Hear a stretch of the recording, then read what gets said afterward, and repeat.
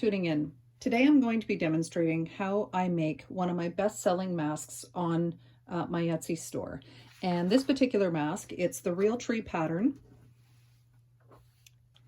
So the first thing you would do when you take your download is you'll print off the size or sizes that you want, and then you'll cut around the black edge.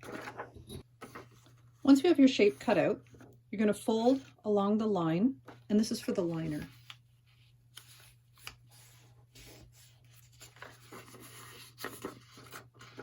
So this shape is for the outer piece of fabric that you'll be cutting for the outer edge. And then when you fold it, this pattern becomes the shape that you will cut your liner to. So what I've done, I've got a gray cotton fabric that I use for the liner. And then again, I've got my Realtree fabric. So I'm going to go ahead and cut out my pieces. Remember, you need a mirror image of both. So when your fabric is together, it comes folded from off of the bolt. And what you're going to do is literally just line it up. I like to keep the two pieces of fabric together, but if you've got an intricate pattern, or if you're, in this case, trying to line up a logo, then you may want to open your fabric up.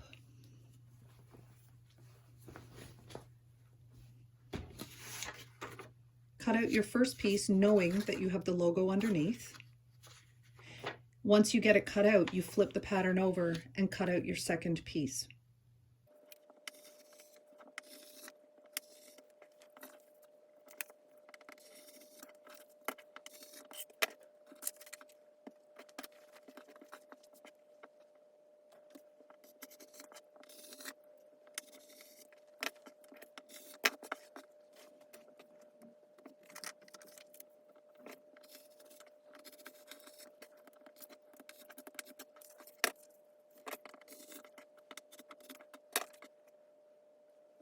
So now that I've cut out both of my pieces, you can see that I have the mirrored image of a front, or of the left and right side. And when I sell the Realtree mask, I always make sure that one or both of the cheeks will have the Realtree logo visible. I like to actually have the Realtree logo on one side and then at least pick up some of the animal on the next. And again, the two pieces need to mirror one another so that when they are sitting right side together, they'll sew together perfectly. And it's not as crucial with the liner. The liner just needs to, basically the material gets folded over and cut out together. And you can see that the liner is an inch shorter on this edge right here. And that's so that we can create the pocket that you can put the filter into. So now I'll meet you over at my sewing table. So now that we're at the sewing table and we have all of our pieces together, we've got the liner that's cut an inch shorter than the actual outer fabric. We've got our fabric pattern. And the other thing that I like to use are these hair ties, which I pick up at my local Dollarama. Any dollar store pretty much sells them.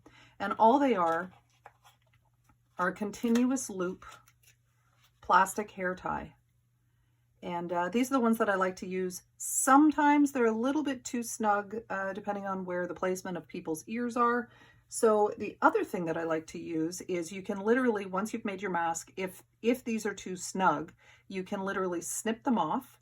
And then I've picked up this, it's like a fabric elastic. It's got a really nice play to it. I pick it up on Amazon, and I actually like this better than the traditional elastic that you would use when you're making a skirt or putting a cuff on a shirt. I actually prefer this. I find it a lot more comfortable on the back of my ears over a long period of time. So I picked this up on Amazon. It comes in white or black that I've seen, and I actually quite like it. So that's an option if the hair tie is just a little bit too snug. So now that we've got our pieces, I've got my iron set to go as well, because you do like to have a hot iron. And what I like to do is, and there's a method to my madness, I like to sew the liner first. And the reason being is when I set the, when I start sewing, I don't like stopping and cutting off thread. It drives me crazy. So by doing it this way, I can literally sew one piece, continue sewing the next piece,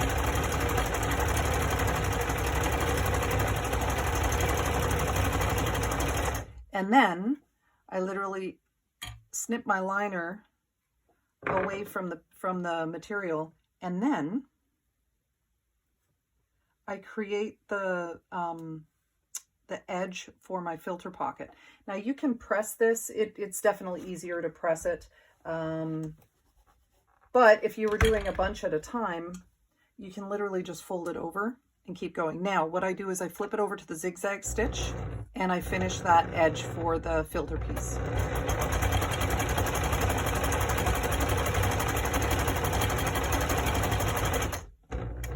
Now we can remove our work. Snip the two pieces apart from one another. Open it up. So now you want the right side facing, the right sides facing each other. So again, the raw edges are on the outer part. And this is where I like to pin my work. So I put one pin here, one pin here, line it up, back to the regular stitch, drop my foot, and off I go. Sew the two pieces together.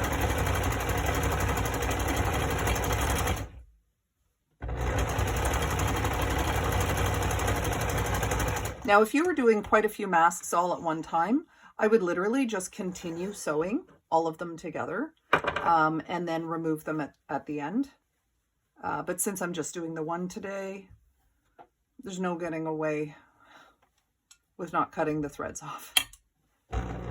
I'm all about shortcuts. If I can find a way to save a bit of time, I will do it.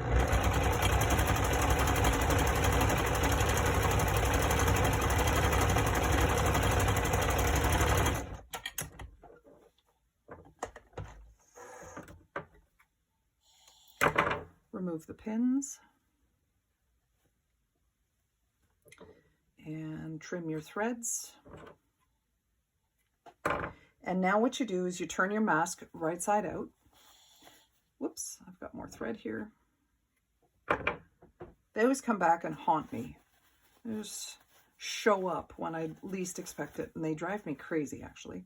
So as I turn it inside out, or right side out, I stick my finger right into where the nose will be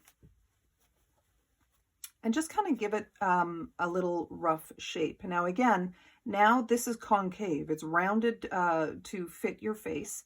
So what I do is I flip it over nose side first, give it a press. A little bit of steam always helps just to get it good and hot and get it into shape. And then I oops.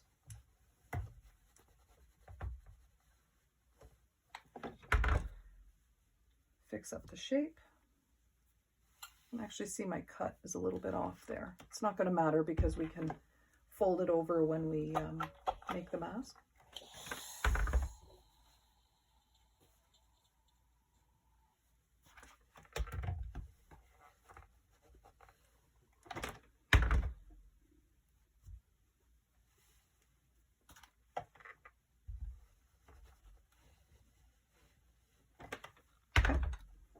So now with our mask sewn together and pressed, now's the time for the hair elastics or the hair ties. So what I do is I first make a fold, pinch it together, grab my hair elastic, and when you look at the continual round, you'll actually see where it's been glued together on that one side. I'm not sure if the camera can pick it up, but you'd be able to see it just with your naked eye. What I like to do is bury that glue spot into the inside of the channel of for the pocket that we're creating.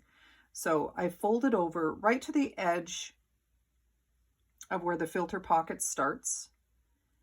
One pin in place, turn it around and do the exact same thing for the other side. Now, because this side is basically closed, because this is the side that the filter pocket will go into, that the filter can be channeled into.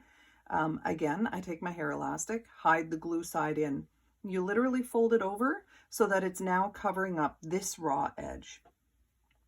Take a pin, pin it in place, and we're ready to sew. And what I like to do here is I get it set up on the machine, drop the needle. My machine's on regular stitch. I like to go back and forth a couple times just to secure the thread. Drop the needle so that it's actually completely embedded into the into your work. I grab the threads, just give it a twist around my fingers because there's going to be a lot of tension here. And then with the other side, I grab the hair tie, pull it, and hold it tight. And that's how I create the channel.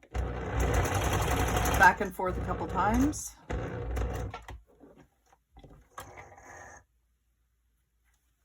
Trim off my threads and repeat on the other side.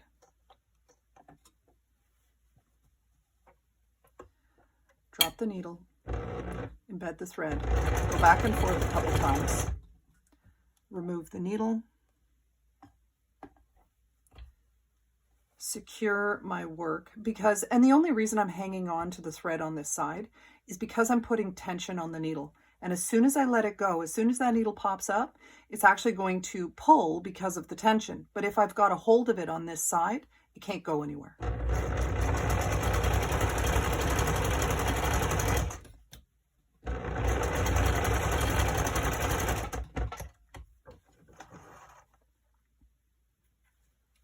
Trim my threads.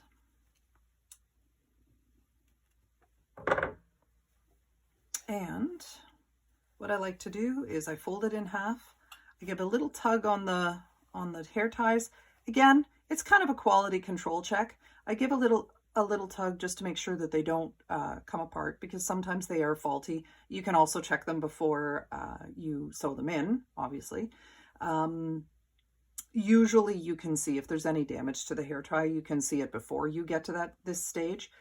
But again, it's a quality control. I give it a little tug, take a look at it back and forth, and I'm pretty happy with how it looks. So that's how I make my best-selling Realtree face mask that I sell on Etsy. Thanks for watching.